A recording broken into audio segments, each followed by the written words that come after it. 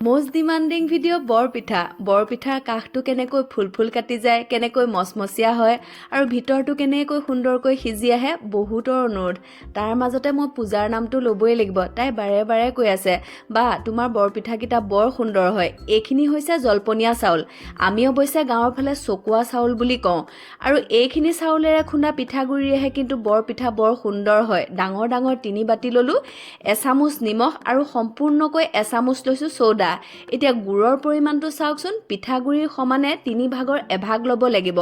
আটাইখিনি সুন্দৰকৈ সানি থাকিলোঁ। এতিয়া সানি লোৱাৰ পিছতে পানী কমকৈ দি মঠি সম্পূৰ্ণ ঘোলটো একেবাৰে ঘুলঘুলীয়া কৰি ল'ব লাগিব। জলপনীয়া চাউলেৰেদি যিকেইটা বৰপিঠা হয়, হাজাৰো গোবিন্দভোগ বা বেলেগ চাউলেৰে বনাওক, এইটো সোৱাদ আপোনালোকে কেতিয়াও নাপায়।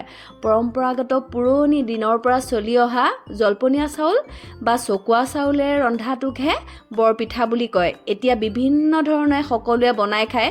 অৱশ্যে জলপনীয়া চাউল সকলোৱে যে নেপায়, সেইকাৰণে বিভিন্ন ধৰণৰ চাউল মিক্স কৰি আৰু ইয়াতে চফ দিব পাৰে, ইলাচি দিব পাৰে।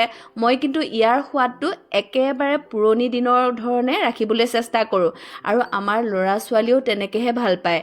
পিঠাগুড়িখিনি গুড়েৰে সৈতে ৰাতিটো ৰাতি ঢাকন মাৰি থৈ দিলোঁ। এতিয়া ৰাতিপুৱা এয়া উদঙাই চালোঁ, চাওকচোন খমনা পিটি ধৰিলে। সুন্দৰকৈ কাঠৰ হেতা এখনে লৰাই ল'লোঁ। এয়া লৰোৱাৰ পিছতে যে ঘোলটো সুন্দৰকৈ ঠিক হৈ আহিলে, অকণমান পানী দি দিছোঁ। তেতিয়া ঘোলটো পাতলীয়া হ'ব আৰু পাতলীয়া হ'লেহে পিঠাখনৰ কাষটো ফুল হৈ আহিব। মিঠাতেল দিছোঁ আৰু ৰিফাইন দিছোঁ। মই 6-7খন পিঠা পুৰিম কাৰণে কমাই দিছোঁ। পিছত আৰু ঢাকন মাৰি থৈ দিলে বনাই দি থাকিব পৰা যাব। এয়া চাওকচোন, পাতলীয়া যেতিয়া হ'ব ঘোলটো, তেতিয়া পিঠাখন সুন্দৰকৈ ফুলি আহিব। বজাৰত ক'লেই পাব জলপনীয়া চাউল বা চকুৱা চাউল। বিহুৰ সময়ত এইটো পিঠা পায়েই আৰু খুন্দেই যিহেতু চবেই, আৰু এইটো চাউল ওলায়েই। এয়া দেখিছেনে, দিয়াৰ পিছতে নিজেই ফুল কাটি আহিলে। এইখন পিঠা বনাই থাকোঁতে মনটো ভাল লাগি আহে। বৰ পিঠা, নাৰিকলৰ লাড়ু এইবোৰ যেতিয়া সুন্দৰকৈ ঘৰত হৈ উঠে, তেতিয়াহে আকৌ বিহু লাগে। প্ৰথম পিঠাখনেই কি সুন্দৰ হ'ল চাওকচোন।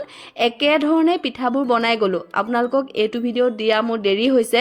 যি হওক, মাঘতে যদি জলপনীয়া চাউল বা চকুৱা চাউল পায়, পুৰণি দিনৰ বৰপিঠাখন খাবলৈ নাপাহৰিব। ইয়াত একো নিদিলেও ইয়াৰ সোৱাদ একেবাৰে অতুলনীয়। এতিয়া পৰিৱেশন কৰি দেখুৱাম। যিহেতু বিহু বতৰত পিঠা পনাতকৈ পিছত বেছি খাবলৈ মন যায়, নহয়নে? এয়া মই আটাইবোৰ বনালোঁ। বনোৱাৰ পিছতে এয়া পৰিৱেশন কৰিম আপোনালোকৰ আগত। চাওকচোন কি সুন্দৰকৈ ফুল হৈ গৈছে। ভোগালী বিহুৰ আন্তৰিক শুভেচ্ছা সকলোলৈকে থাকিলে। সকলোৱে ঘৰবোৰ সুখ সমৃদ্ধিৰে ভৰি পৰক। এয়া।